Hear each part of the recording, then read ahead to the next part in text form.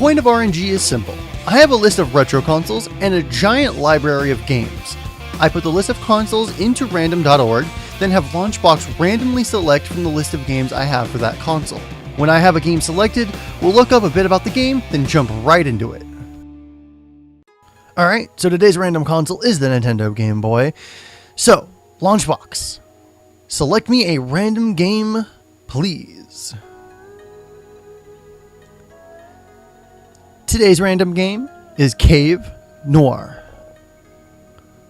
Cave Noire is a highly distilled roguelike experience. Objectives are distinct and can be accomplished quickly, dungeons are generally small, and foes hit hard. The learning curve is less about figuring out which item is best to use in which situation, as there aren't very many items at all. It's more about learning enemy movement patterns and figuring out how to properly ninja around a room without, for instance, getting stomped flat by a titan. There are 4 different objectives with 10 different difficulties each, so it should provide a reasonably lengthy experience.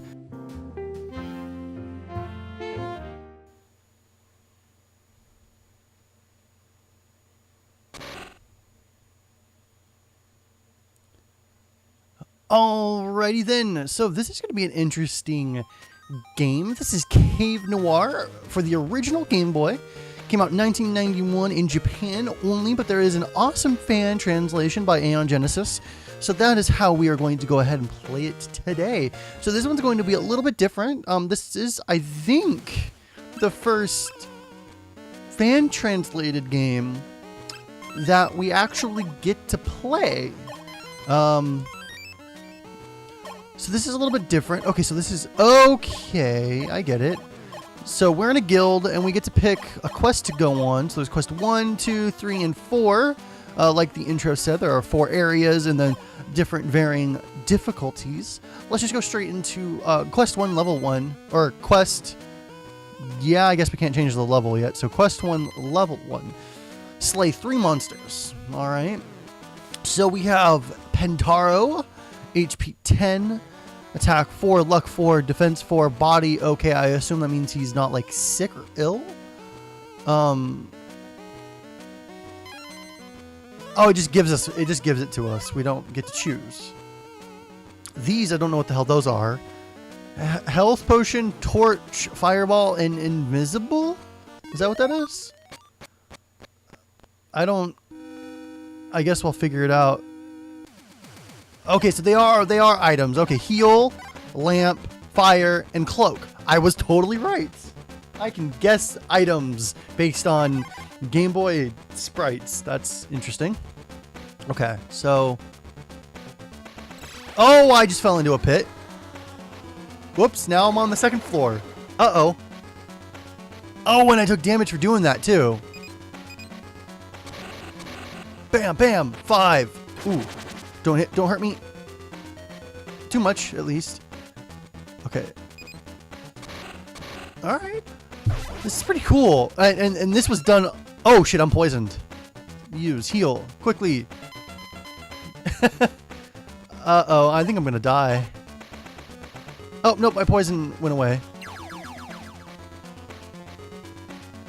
Okay, so it looks like I'm not gonna be able to go fight that other guy. Fire! Woo! Killed him in 1 shot. Nice. What's that? Orb! I don't really look much like an orb, but alright. Let's keep going down. Oh, you can climb over a pit, but I can't. Alright. Ooh, uh-oh. Okay, so he didn't hurt that much. I figured he's got high defense, apparently. So he's got to be harder, but not so much. No, nice. Okay, and then there's a door that apparently shows up. Oh, that's me leaving, I guess. Whoa, that's pretty cool. I get to Dragon Ball Z out of the dungeon. Also, I don't know what that digitized voice just said because it's also probably in Japanese, but that hurt my ears. Okay. I don't know why they feel like they need to weigh and size the monsters, but sure. All right, we beat 1 level. Aha, okay, that's pretty cool. I like that. So does Does that character stay here? Let's try quest 2. Pentaro. We didn't level up. I assume we didn't level up. And then we get another set of items. So heal, antidote, torch, and cloak. I assume that's what the other one is antidote. Map stat. Oh, I can turn the music off, but I don't want to. I like the music, actually. Alright, there's a map. Okay, pressing B skips my turn, apparently. And the items that I had before, I don't keep. So that's something to keep in mind. So I want to know if Pentaro here stays in this dungeon, and then the other dungeons are a different character. Apparently, that's me running into a wall. That face is me. That's weird. Okay, and then this is a teleporter, I assume. Why does a crab get to walk over these things? Fire! Alright, and this crab hurt. Ooh! Did 0 to me. Nice. I'll take no damage. That works for me. Bam! Dead. Actually, now that I think about it, I don't know if I level up. Alright, so let's heal. So the water does nothing but just make noise when I walk over it. Alright, why not? So, I'm very much into D&D, and this kind of vaguely reminds me of like a Game Boy version of D&D. And ironically, there is, you know, Eye of the Beholder on GBA. Or what does the orb do? There is Eye of the Beholder on GBA. So there, I mean, it's 2 generations later, but technically it exists. It's always fascinating to see. That makes music. It's always fascinating to see complicated game mechanics, or rather RPGs, because those are really the only ones that are complicated, right? On Game Boy and Game Boy Color, it's always fascinating to see what they do with the limited graphics, with the 3 buttons if you count the start button, but 2 buttons and the screen. Like, it's just cool to see that. I also assume that I can keep going down, but since I only have 2 health, let's get the hell out of here. And then we get to fly Super Saiyan-like out of here. Bow. I don't know. I still don't know what he's saying, but I don't know if I want to know. All right. I don't know what hitting end will do, but let's not. Okay. Let's do quest 2 level 1. Find 2 gold. And we get Pentaro. Okay. So I don't want to do level 3 or 4 of the first dungeon. I should probably complete the first difficulties, because I would assume that they get more difficult, but I also assume that I can level. The music's better. How am I going to get over there to get that gold? I don't think I can. Also, now that I think about it, I don't even need to do this fight, because it just says get gold. And if I can't jump, and if I go forward, I'm gonna fall and take damage. So let's just not and continue. This I can do. I still don't know what orb does. And then what? Oh, let's. Now that I think about it, I don't have fireball, but I also don't need to kill them. So let's avoid the enemies this time around. And we got fire now. Okay, so aha. Okay, you I will kill, because I know I can kill you in one shot with fire. Take that fire, and then 2 gold found. All right. So wait, I found the 2 gold. Do I also have to slay enemies? I don't. Well, let's cloak. Okay, so there's my door to get out of here. Okay. So far, there isn't much of a story. It's just do some dungeons, complete the what they want you to do.